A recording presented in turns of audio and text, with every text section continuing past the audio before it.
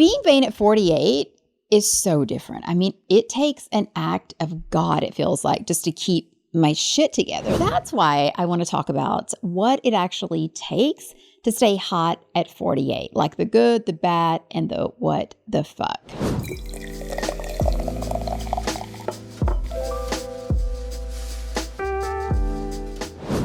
Hi, friend. I'm Cynthia Garcia, and this is I'd Like to Thank Myself. So here's a fun fact about me. I'm vain. And I have known this since I was a kid, so let's not pretend. And there were two moments that really sealed the deal. So the first one was in elementary school. I was in 7th grade, and there was this boy at school that I had a massive crush on. I was obsessed. I thought he was the cutest thing since newborn kittens. And every time I saw him, my tummy would do that butterfly thing. You know what I mean? Like where it gets a little flippity flop. I loved it. Loved that feeling. Now, I had zero chill, like none. So he knew that I liked him, probably because I sat and stared at him all day in class. I don't know. He knew. So one day, I'm coming back from lunch and I see him hanging out over here with his friends, right? Like, and these boys are laughing and cutting up. You know how 12-year-old boys are, right? They're just dumb. So I see him doing that. And then I see him break off from the group and start walking toward me. And immediately I freak out. I'm like, this is it. Everything's about to change. Like finally he's noticed me. Maybe I'll be the popular girl. I'm naming our babies already, Alice and Bobby. I don't know. I was 12. Just go with it. And he starts walking up to me. And as he's walking up, he says, hey, can I ask you something? And I probably said something like, sure, yeah, whatever. Yeah. Because that was cool. And he said to me, why are you so ugly? I know. What the fuck? He actually said that. And his friends, like his boys over in the corner, they're dying. Like they thought this shit was hilarious, right? Like a regular George Carlin or Richard Pryor up in here. And he like walks back and he's laughing and they're high-fiving and all this stuff. Now, some people might call that trauma. But for me, I mean, yeah, it stung a little bit. I'm not going to lie. But also what I took away from that moment was I really care about what I look like. I realized that that was important to me. So that was the first moment. And if you watched the first episode of this show, you know there was another moment that happened right after that. There was a girl in my class named Amanda, who announced to everyone that I didn't have a bathroom or running water in my house. And that was the day that I went home, took my little broken heart with me, and decided that I was going to become someone new, right? If you haven't seen that episode, you can go back and watch it.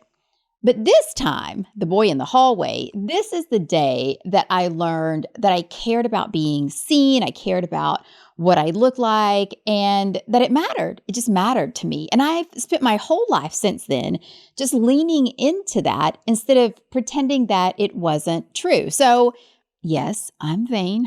I've been vain since I was 12 years old, standing in that hallway. And now I'm 48 and I'm still vain. I still care what I look like. And again, I'm not going to pretend that I don't. You can judge me. But being vain at 48 is so different. I mean, it takes an act of God, it feels like, just to keep my shit together. Like I feel like there's always something sagging, bagging, or dragging. I'm not even joking. So that's why I want to talk about what it actually takes to stay hot at 48, like the good, the bad, and the what the fuck. And before we do, let's talk about aging itself. Now, I know there are a lot of different thoughts around this, and that's cool. For me, I feel like there's this whole go gently into that good night group of people, and they are grateful for aging. They say they love it. They love aging, and that gets to be okay for them. But for me, I don't love it. No, aging is fucking horrible. Can we be honest about that? Like, why would you want to age? Why? Your body starts to decline and you can work at preventing it. Sure, of course, I do. But ultimately, you're fighting a losing battle. Your hormones go haywire. Your metabolism's like, yeah, fuck you. Your brain decides to take random vacations without telling you. I mean, you wake up tired, you go to bed tired, and somewhere in between, You're supposed to build a business, raise a kid, maintain a marriage, and look presentable for the fucking Zoom call. Why is aging a good thing? Like, why would you want to age? I'm anti-aging, and I do not apologize for that. But here's what's important, and I think this is the distinction that we need to make. I am pro getting older. Fuck yeah, I love to stack these years up like I am stacking gold bars. I plan to continue to do that. The wisdom, the calm, the not giving a fuck about things that I used to obsess over. I love that shit. I love getting older. I love the age. I love running that number up. I wouldn't be 25 again if you paid me. Absolutely not. Now, I'd take the body of my 20-year-old self any day, but not that number. I was dumb as fuck at 25. Were you? Like, how were you in your 20s? I didn't know shit in my 20s. I thought I did. I thought I had it all figured out. Like, I remember making decisions in my 20s and thinking, this is fucking brilliant. And obviously it wasn't. And it's funny because I realized how dumb I was in my 20s. And now at 48, I think, I got this together. But I also think, when I'm 68, am I going to look back and think, man, I was dumb as fuck at 48. I thought I knew some things. I was a dumb bitch. Like, am I going to think that? I don't know. I guess time will tell. And I hope it does. I hope I reach 68 and I look back and I'm like, oh, honey, right? So again, I love getting older. I love it. I do not love aging. You get the difference, right? You get it. Okay, so now that we've got that out of the way, let's have some real talk. Can we? Some girl talk. And fellas, you can pop in too if you want. There's no judging. Fellas want to look good too. That's cool. And let's talk about what it really takes to stay hot at 48, because it's an effort. And I don't know about you, but I am done pretending that it isn't, that I just fucking wake up like this. Do you know how long it took me to get ready today? Do you have any idea? So what I know for sure is that the women who look great at 48 aren't lucky. They work at it. And nobody wants to say it out loud because it sounds vain or exhausting, but I will. So let's get into it. And let's start with the cost first and foremost. Let's just get that out of the way because this always comes up when I have this conversation. So yes, it is expensive. The products, the appointments, the food, because you can't eat like you did when you were 20, the doctors who actually listen to you instead of saying, it's just stress, the skincare that works, the bras that hold your shit up, the makeup that doesn't slide into the creases on your face. Everything costs more at 48 than it did at 28. And pretending otherwise is bullshit. And maybe you're thinking, well, it must be nice for you, Cynthia. Well, yeah, it is. It is nice to have the money for this. I made it on purpose so I could spend it on the things that make me feel good. Yes. And I don't have the time, I'll be honest, but I make the time because it's what's important to me. And no, it's not genetics. I mean, I am essentially white trash. I had to work real hard on all of this, right? And look, not everybody makes this choice. Not everybody wants to, and that is completely fine. This is what I've decided for me, and you get to do you. Now, the cost is just one part of it. There's also hormones. Yeah. Perimenopause, menopause. It's like your body gets together with your hormones and your metabolism, and they have this secret meeting, right? They go in wearing hoods and it's a dark room and they have a secret handshake and you're not invited. And in that meeting, they sit down and they just decide that they're going to fuck you up. Now, I don't know what I did to them. I wish I did, but they want revenge. They are out for blood. Like your hormones, they are a force to be reckoned with. And sleep, you know, the thing that you need so that your skin doesn't look like shit and you have the energy to do the workouts and the meal prep and all the things. Yeah, that's not happening. I will wake up at 3 a.m. for absolutely no reason. I'm wide awake, just staring at the ceiling, wondering what I did wrong in a past life. And then the anxiety kicks in with its dumb shit like, hey, do you know where your birth certificate is? Fuck, no, I don't. It's probably in the refrigerator next to my phone. If you know, you know. And let's not forget hot flashes. I mean, you're sitting in a meeting, you're doing just fine, you're professional, right? And then suddenly it's like someone set the room on fire and you're sweating through your blouse like a whore in church. What is going on? How did we get to this point?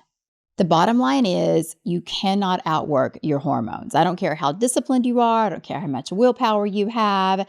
And again, nobody talks about this part. We all just walk around pretending we're fine.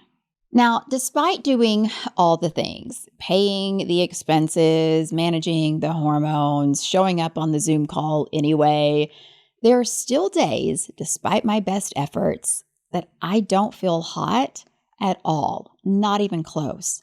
Some days I wake up with brain fog so thick, I forget why I walked into the kitchen.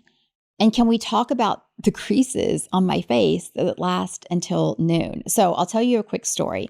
A few weeks ago, I bought this fisherman's hat, right? And it like comes down on both sides. It has a little flap that goes across. It's like a low brim. You can only see my eyes because I decided that the sun is the devil's work. Wine and the sun, they are both out to get me. So I thought I'd be smart and wear this while I drop Rain off at school, right? So I put it on, I drive her to school, I drive home. So I get home, take the hat off, and there is a line across my forehead. I guess the hat was too tight. Fucking obviously it was too tight. That line stayed there until I left to pick her up at 1 p.m. That is a true story. So yes, there are days that I don't feel confident, days that I don't feel motivated. I don't feel like I can conquer shit. I sure don't feel hot. I just feel bothered. And every day that I feel that way, I have to rewrite that story, remind myself who I'm becoming, and move forward anyway, doing the rituals, doing the routines, not because it's fun and not because I feel like it, but because it's a choice. And I show up every day and I make it over and over and over. And here's the other side of that. When you do show up, when you refuse to fade, some people get a little weird about it. They just do. When you start putting in the effort and you say, no, I give a fuck. I'm going to show up and I'm going to feel as good as I can. I'm going to look as good as I can. It makes some people uncomfortable, right? Have you felt that weird energy? Maybe you've heard the little comments that, oh, you're so lucky. The things that don't quite sound like a compliment, right? Someone on Instagram said it perfectly because I posted about this recently and the post went wild. You guys really liked it. And someone posted and said, can we talk about the judgment part? People not accepting you because you break the rule and decide to stand out. You decide to take care of yourself and decide to be vain, I guess. And yes, let's talk about it because you're judged if you try. And you're judged if you don't. It's like women can't fucking win. I mean, listen, judge however you want. I don't judge. It's fine. Go ahead and judge. But I don't know. It feels like us ladies have it hard enough already. Maybe we could just give each other a break. Or not. Fuck it. Or not. Do you? So here's what I want to take a beat and just be really clear about. Not everybody wants to make the same choice I have, to fight against the aging process, to do all the things and then some. And that is completely fine. I am not judging you for one hot minute. You get to choose. Again, when I posted about this on Instagram, one woman said to me, if you've got the energy and willpower, go for it. For me, I just don't care to impress others or be attractive to others. I've settled into the hermit life and it is so comfy and peaceful. That's what she said. I love that for her. I really, really do. She is completely at peace with her choice. And that's really all you can ask for. I love that for her. For me, I just don't want to pretend. I don't want to pretend that I don't care when I do. I don't want to pretend that it's easy when it's not.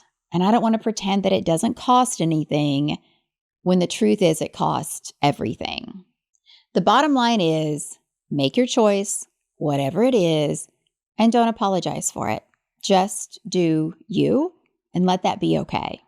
So, I've already told you that I'm vain. I know it, I'm good with it, whatever. But there are other reasons why I do all of these things, why I'm so adamant about staying and feeling as youthful as I can. And the first big reason is I have shit to do. I'm building something and I want the energy to do it, not dragging myself through the day energy, but real energy. I want to feel alive in my own body. I want to be healthy mentally and physically. I want to be independent throughout all of my life. I want to be good for my daughter, Rain. I mean, listen, I envision myself one day chasing my grandkids around the yard, picking them up and throwing them up in the air. I want to do that. I want to be present for all of life, not tired, not checked out, not on a bunch of medications, not running on fumes. And yes, that means it's expensive in all the ways, time, money, you name it. But for me, it's cheaper than downhill mental health, depression and anxiety, or prescription meds, or surgeries, or putting my family through unnecessary stress. Listen, the truth is, everything costs something. I just chose what I'm willing to pay for. So, on that note, I'd like to thank myself. A toast. Grab your glass, do it with me, whatever you're drinking. Today, I'm toasting to the girl who got asked why she was so ugly in a school hallway. She didn't know that she'd grow up to be vain as fuck and completely unapologetic about it. And I love that for her. She also didn't know that being vain would somehow become its own kind of rebellion. So, this is for her, for me, and for you too, no matter what your choice. Make a toast to who we were, to who we are, and to the icons we are becoming at any age. For that and so much more, I'd like to thank myself. Cheers.